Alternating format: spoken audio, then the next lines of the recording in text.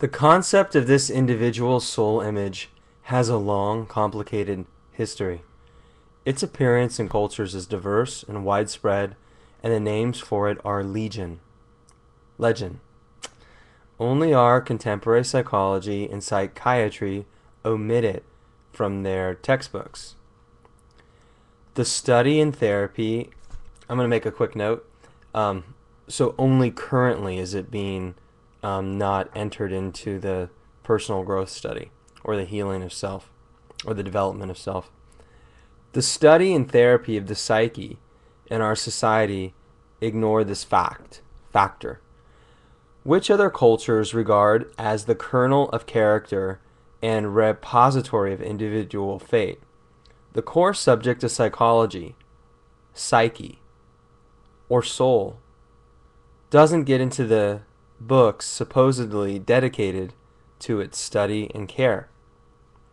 I'll be using many of the terms for this acorn: image, character, fate, genius, calling, daemon, soul, destiny, rather interchangeably, preferring one or another depending on the context.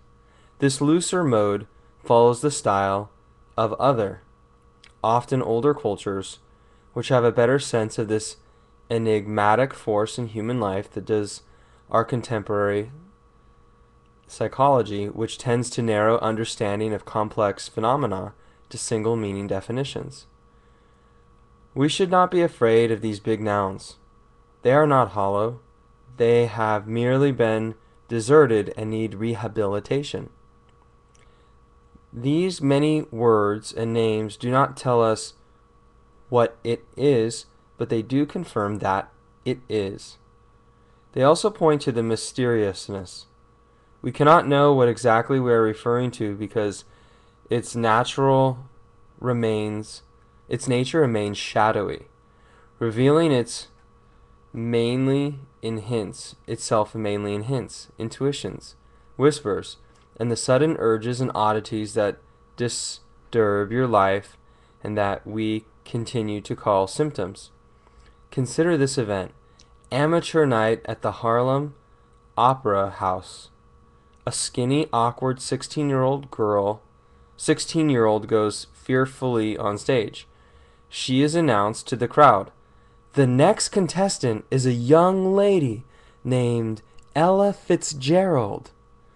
Miss Fitzgerald here is going to dance for us. Hold it. Now, what's your problem, honey? Correction, folks. Miss Fitzgerald has changed her mind. She's not going to dance. She's going to sing. Ella Fitzgerald gave 3 encores and won first prize. However, she had meant to dance. What was it, chance that suddenly changed her mind? Did a singing gene suddenly kick in?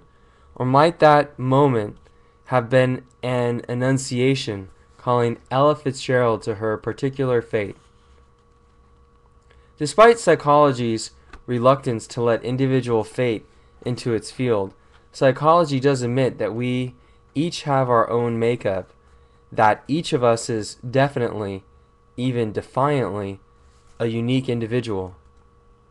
But when it comes to accounting for the spark of uniqueness and the call that keeps us to it, psychology too is stumped. Its analytical methods break down the puzzle of the individual into factors and traits of personality, into types, complexes, and temperaments, attempting to track the secret of individuality to substrata of brain matter and selfish genes. More strict schools of psychology kick the question right out of the lab, packing it off to parapsychology for the study of paranormal callings, or to research stations in the distant colonies of magic, religion, and madness.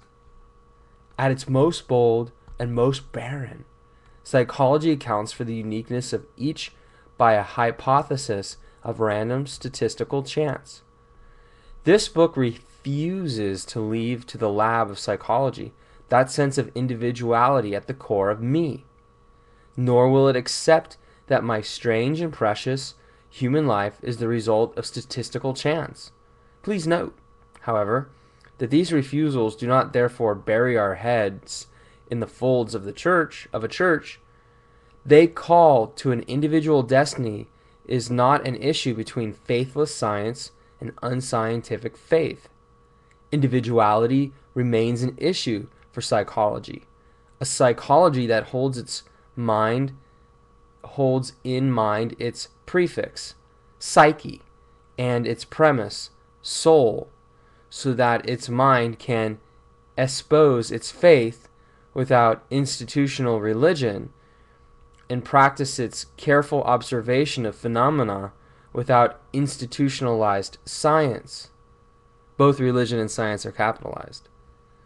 The acorn theory moves nimbly down the middle between these two old contesting dogmas, barking at each other through the ages in which Western thought fondly keeps its pets. The acorn theory proposes, and I will bring evidence for the claim, that you and I and every single person is born with a defining image. Individuality resides in a formal cause. To use old philosophical language going back to Aristotle, we each embody our own idea in the language of Plato and Plotinus. And this form, this idea, this image does not tolerate too much strain. The theory also attributes to this innate image an angelic or daemonic intention, as if it were a spark of consciousness, and, moreover, holds that it has our own interest at heart because it chose us for its reasons. That the daemon has your interest at heart may be the part of the theory particularly hard to accept. That the heart has its reasons, yes. That there is an unconscious with its own intentions. That fate plays a hand in how things turn out. All this is acceptable, even conventional.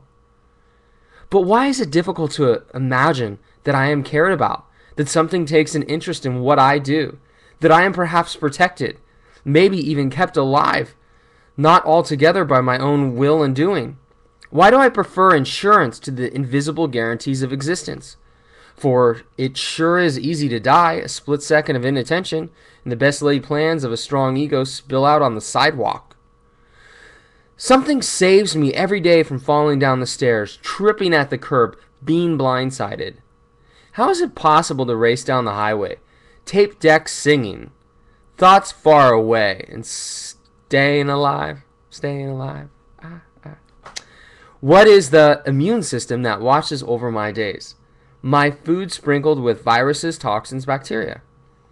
Even my eyebrows crawl with mites, like little birds on a rhino's back. We name what preserves us instinct, self-preservation, sixth sense, subliminal awareness, each of which, too, is invisible yet present.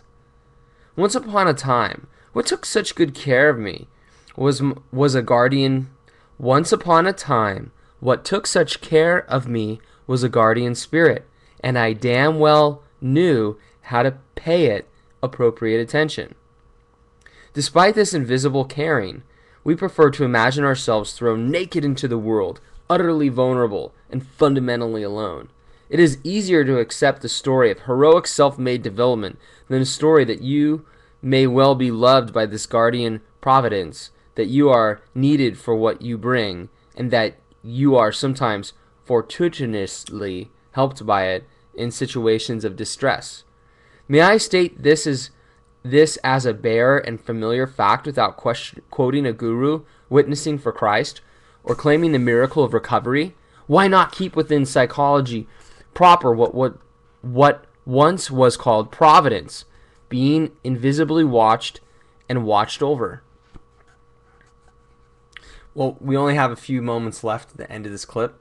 I suggest, because there's a lot of clips, that you guys just lay down when you listen to this or do a little bit of yoga and stretch while you have this playing and let it in, because it's a lot more enjoyable sometimes that way. All right? I do that too. Okay?